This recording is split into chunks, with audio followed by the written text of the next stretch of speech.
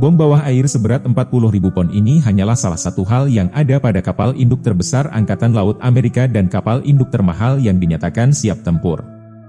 USS Gerald R. Ford adalah yang pertama di kelas baru kapal induk dengan lebih banyak daya tembak dan dengan jumlah awak yang lebih kecil. Sebelumnya silahkan klik subscribe dan aktifkan lonceng untuk tetap update di Radar Emprit, mengupas apa saja yang mungkin tidak Anda ketahui. Kelas sebelumnya mulai beroperasi pada tahun 1975. Ford dirancang untuk menghemat miliaran selama masa hidup 50 tahun. Namun, Ford ternyata 2 kali lipat mengeluarkan biaya yang lebih mahal dari kapal induk terakhir yang dibangun. Misalkan hanya dengan membuka sumbatan toilet saja, biayanya bisa mencapai $400.000. Elevator senjata canggih hanyalah salah satu contoh dari hampir 2 lusin teknologi baru utama yang membuat USS Ford sangat canggih. Ford adalah yang pertama dari 4 kapal induk baru untuk mengganti seluruh armada supercarrier dengan Ford. Amerika mengharuskan angkatan lautnya untuk mengoperasikan 11 kapal induk setiap saat. Alasan kenapa Amerika ngotot punya 11 kapal induk adalah fakta bahwa Angkatan Laut AS merupakan jenis Angkatan Laut Dua Samudera. Dari 22 kapal induk di dunia, setengahnya adalah Amerika, sementara Cina, Italia, dan Inggris masing-masing hanya memiliki 2 kapal induk. Lebih dari 5.000 pembuat kapal bekerja diperkirakan 49 juta jam untuk membangun Ford. Itu 7 kali lipat dari jam yang dicatat membangun Empire State Building. Menempatkan banyak teknologi baru ke satu kapal adalah kesalahan dari perspektif manajemen proyek. Karena hal itu menyebabkan proyek tertunda. Penundaan dan perbaikan begitu mahal untuk setiap bagian teknologi baru yang melebihi anggaran.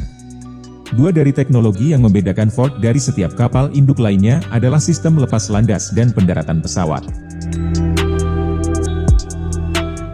Beberapa dari mereka sangat besar. Anda tahu, bukan perubahan inkremental, tapi perubahan revolusioner dalam hal sistem peluncuran pesawat elektromagnetik. Kapal lain menggunakan ketapel yang digerakkan oleh uap untuk mendorong jet mereka dari dek. Tapi Ford menggunakan elektromagnetik yang merupakan motor induksi linear, mirip dengan kereta maglev berkecepatan tinggi atau roller coaster. Untuk penelitian dan desain pada sistem peluncuran pesawat elektromagnetik saja menghabiskan biaya lebih dari $1 miliar.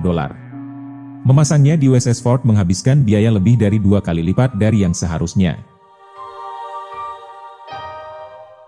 Sistem ketapel uap memiliki ribuan bagian yang bergerak. Tapi kurang dari 100 bagian yang bergerak pada ketapel elektromagnetik. Jadi itu adalah peningkatan besar. Lebih sedikit bagian yang bergerak berarti lebih sedikit pelaut untuk mengoperasikan dan memelihara. Kru yang lebih kecil dan teknologi baru. Diproyeksikan untuk menghemat $4 miliar selama 50 tahun berjalan, dibandingkan dengan kelas kapal induk sebelumnya.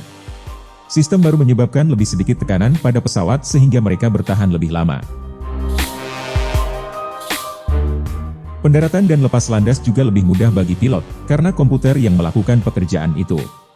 Jadi itu adalah pengalaman penerbangan yang sangat berbeda untuk pilot. Dan diklaim jauh lebih aman. Sistem komputerisasi Ford memungkinkan pesawat lebih lancar untuk lepas landas dan mendarat. Anehnya, sistem peluncuran baru tidak dapat menangani pesawat tempur terbaru. Jadi Ford akan membutuhkan retrofit untuk menangani pesawat tempur siluman F-35. Kapal induk kelas Ford berikutnya sedang dibangun di galangan kapal, tapi sudah dimodifikasi untuk pendaratan pesawat F-35 dengan biaya tambahan $315 juta. 5